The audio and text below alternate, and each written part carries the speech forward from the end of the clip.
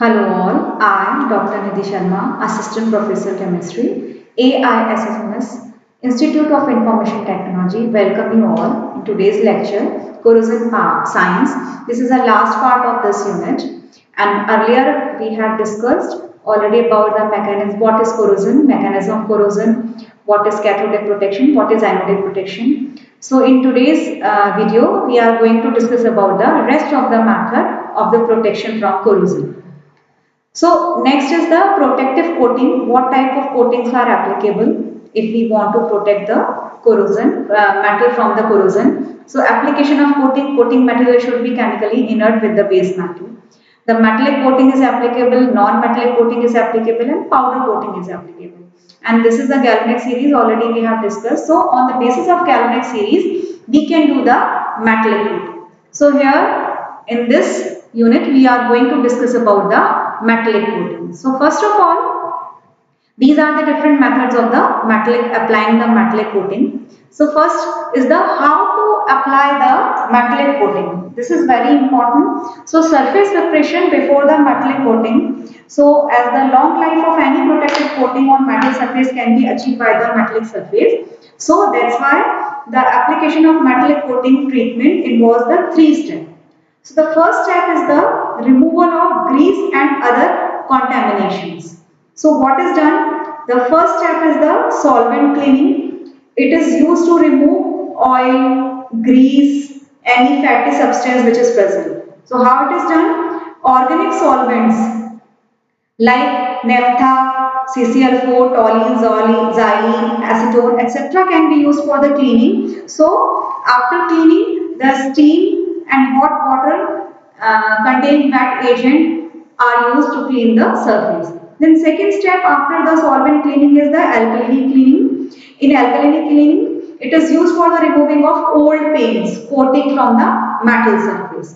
So how it is done? In this, the alkali cleaning agent like trisodium phosphate along with soap and caustic soda are used. It is followed by rinsing it with water and treatment with the mild acid. Then step 2 is the removal of oxide layer and corrosion product. It is having three parts. The first is the mechanical cleaning. It removes the loose rust which is present already on the surface and other impurities. And then after that it can be, how it is done? It is done by using chisel, scraper, wire brush, grinding. These all can be used. Then second is the flame cleaning. Metal surface is heated with hot flame to remove moisture and scale, and after that the scales are removed by brushing. And the third one is the sandblasting. It is used to remove the oxide layer and for getting the rough surface. So sandblasting is suitable for large steel surface and used with the maximum protection from coating is required. Wherever it is maximum protection is required, there the sandblasting is done. In this process, the sand is introduced into an air stream under the 25 to 100 atmospheric pressure, and then the sand is blasted with high impact on the metal surface. Now step third is the etching treatment for better adhesion of coat. So in that, in order to achieve better adhesion of metallic coating, the pickling method is used. The procedure is like pickling involves the immersion of metal, acid or alkaline solution to provide clean, smooth surface. And then after acid pickling is more convenient to remove scales as compared to the mechanical and sandblasting. So except aluminium, metals can be dipped in dilute HCl, dilute H.2SO4, dilute HNO3. In any of the acid can be dipped, and then it is done. The surface is ready for the coating. Now the metallic coating. The metallic coating is of two kinds, anodic coating and cathodic coating. What is anodic coating? When the base metal is less reactive as compared to the coating metal, then it is called anodic coating. Like suppose steel, if it is coated with zinc, as the reactivity of zinc is more, then it is called anodic coating. And if the base metal is more reactive as compared to the coated metal, then it is called cathodic coating. For example, application of tin over the steel. As reactivity of tin is less, then it is called cathodic coating. So hence these two coatings are there. The majorly anodic coating is preferred. The reason being, if suppose the anodic coating get ruptured, so due to the small anodic area, due to the small cathodic area, the bigger anodic area, the rate of corrosion will be less. But if in this case, suppose the coating get ruptured, the cathodic area is more as compared to the anodic area, so the rate of corrosion will be faster. So that's why anodic coating is preferred. This is the difference between anodic and cathodic coating. As already it has been explained, so this is the preferred coating. Now, what are the methods for applying the metallic coating? So the first method is hot dipping. Hot dipping is used for producing a coating of low melting metals like zinc, tin, lead, aluminium on iron, steel, copper, which have comparatively higher melting point. So low melting point metals are coated on higher melting points metal. The process is carried out by immersing the clean base metal. The clean base metal is immersed in the bath of the molten coating metal for coating of zinc on iron, for coating of tin on iron. As like suppose if we are talking about the galvanizing, this is anodic coating. So coating of zinc on steel, it is called galvanization.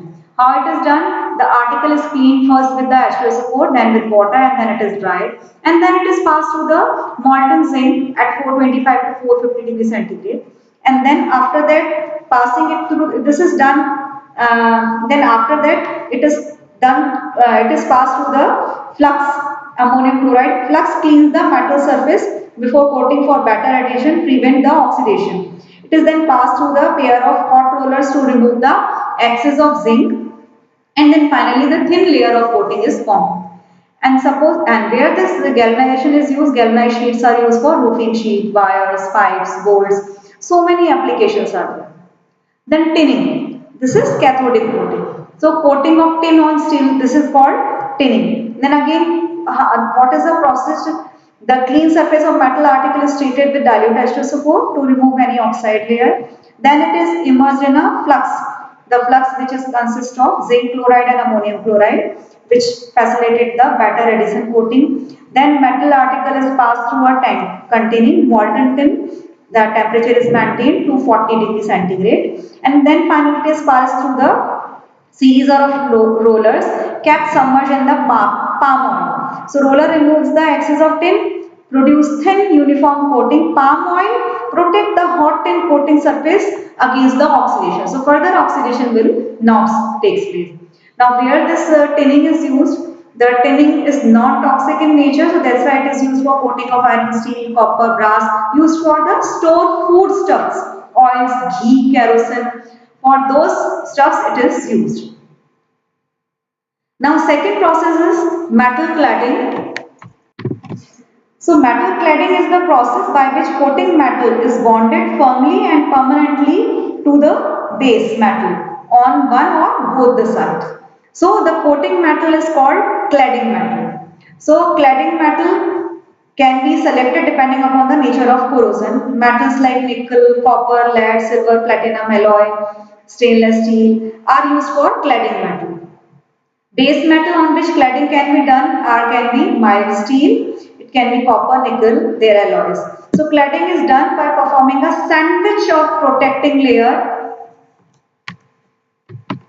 The cladding is done by sandwich of protecting layer and the base metal, which are passed through the roller and bonded under the action of heat and pressure. Example like aluminium clad sheets, widely used for aircraft industry and are made by sandwiching dura aluminum between the two layers of 99.5% pure aluminum. In this way, the cladding is done. Then the third process is cementation or diffusion of metal. What is cementation? Cementation is obtained by heating base metal in a revolving drum containing a powder of coating metal. So the powder coating metal diffuses into the surface of base metal and it results in the formation of an alloy of the coating metal and base metal. Alloy of coating metal and base metal on the surface of the base metal. So the process is suitable for the coating of small articles very intricate shape like bolt, screw, threaded parts. These are used. Coating metals like zinc, chromium, aluminum can be coated. Now, this is again what type of metal we are using. So, it is known as shreddizing. It is the process of cementation using zinc powder coating. It is done at 350 to 370 degrees centigrade for 2 to 3 hours. If suppose we are saying it chromizing, this is cementation of chromium powder and aluminium at 13 to 1400 degrees centigrade for 3 to 4 hours.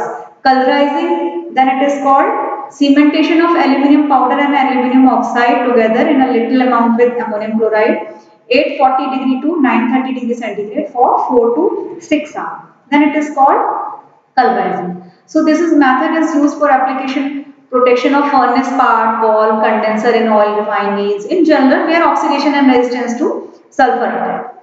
And the last method is electroplating. In electroplating is the electrodeposition is the process by which the coating metal is deposited on the base metal by passing a direct current through the solution of electrolyte containing the soluble salt of coating metal. So the base metal to be plated is usually made cathode, and where the anode is either made of coating metal itself or an inert metal, good electrical conductivity. So as you can see in the figure, this is copper anode, here it is cathode, any metal. So suppose if we want to do the coating of copper, so it will be anode, and here we will take the solution of copper sulfate. So once it is passed, when the current pass, what is going to happen? The anode will get oxidized, the copper ion will be there in the solution, and then on cathode the reduction will occur, and on this metal there will be a coating of the copper. So in this way the electroplating occur. In this second figure again it is clear. Here the base metal article to be coated is cleaned to remove oil, grease, oxide, scale first. Then electroplating is carried out in electroplating bag. The metal article to be plated is metallic cathode, and the coating metal is anode. So the number of cathode and anode can be suspended alternately for getting uniform deposition over entire surface.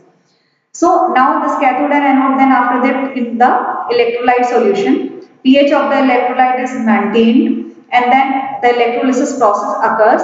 Anode metal get oxidized, enter into the solution, and then metal ion get reduced and deposit on the cathode. So the metal ion getting reduced and deposited at cathode reformed by the anode metal oxidation. So there is no change in the salt concentration. From here the copper is coming, and from here the copper ions are going. So now what are the factors affecting the electroplating process? Current density, temperature, rate of deposition, metal ion concentration, anode surface and position. These all are the things.